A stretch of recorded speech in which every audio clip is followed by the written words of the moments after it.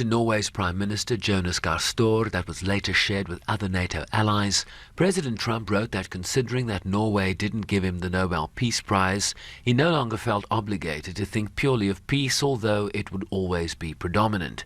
He went on to write that Denmark could not protect Greenland from Russia or China, and that the world would not be secure unless the United States had complete and total control of the island nation.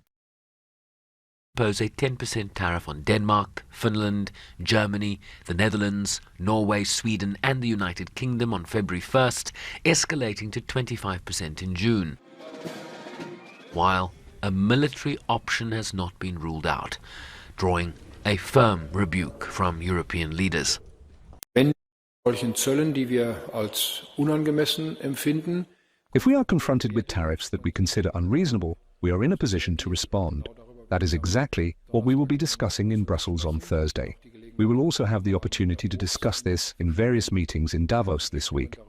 I will try to meet with President Trump again on Wednesday. I had a long telephone conversation with him on Thursday. We simply want to try to solve this problem together. The American government knows that we could also respond from our side. I do not want that. But if necessary, we will of course protect our European interests, including our German national interests.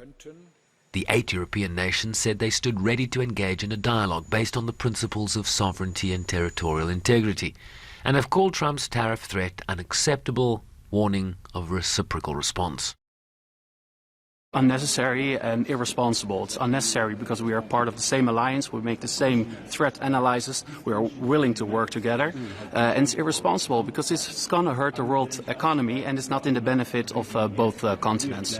So most important is that we de-escalate and we need to use the time ahead of us to once again try to get these tariffs off the table. The market's also rattled by Trump's latest tariff threat that has injected fresh uncertainty into transatlantic relations as the US leader heads to the World Economic Forum in Davos, Switzerland this week. Ich glaube in der Tat, dass sich jetzt alles auf Mittwoch konzentriert, wenn Donald Trump in Davos erwartet wird. I do believe that everything is now focused on Wednesday, when Donald Trump is expected in Davos. What will he say in his speech there? Who will he talk to? And how will the situation be assessed afterwards? Until then, there will probably be a tendency towards smaller sell-offs, and the hope is that talks between the EU and Donald Trump will still take place. However, I do have serious doubts in this case because Donald Trump has made it crystal clear that he wants Greenland. What he is doing now is nothing less than blackmail, and there can really only be one response to this for Europe. Roth says he believes Europe must respond with strength to US threats. Ich glaube, dass die Europäer jetzt sehen, dass man mit Appeasement. I believe that the Europeans now realize that appeasing Donald Trump will not get us anywhere in the long run. And Donald Trump's closest confidants, who no longer work for him, have repeatedly pointed out that Donald Trump only responds to strength. And that is exactly what Europe must now demonstrate if Donald Trump sticks to his position. Europe must stand together, stand up to Donald Trump, and, if there is no other option, take the toughest measures. Donald Trump apparently does not understand any other language.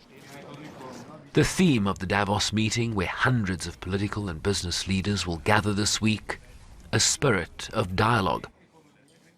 In a press release, the World Economic Forum said that amid the most complex geopolitical backdrop in decades, marked by rising fragmentation and rapid technological change, the need for an impartial platform that brings together diverse and sometimes diverging voices across industries and regions and generations was urgent, at a moment when cooperation mattered more than ever. The Greenland issue is likely to test that theory and the strength of the 76-year-old NATO alliance that faces an unpredictable threat from within. Sherwin Bryce-Pease, SABC News, New York.